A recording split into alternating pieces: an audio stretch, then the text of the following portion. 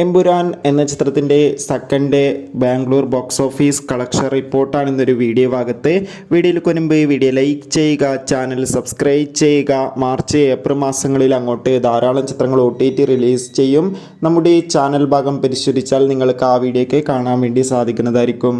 മോഹൻലാൽ, പൃഥ്വിരാജ്, മഞ്ജു വാര്യർ, ടൊവിനോ തോമസ് എന്നൊക്കെ പ്രധാന കഥാപാത്രങ്ങളായെത്തി മാർച്ച് 27 റിലീസിനെത്തിയ ചിത്രമായിരുന്നു എമ്പുരാൻ.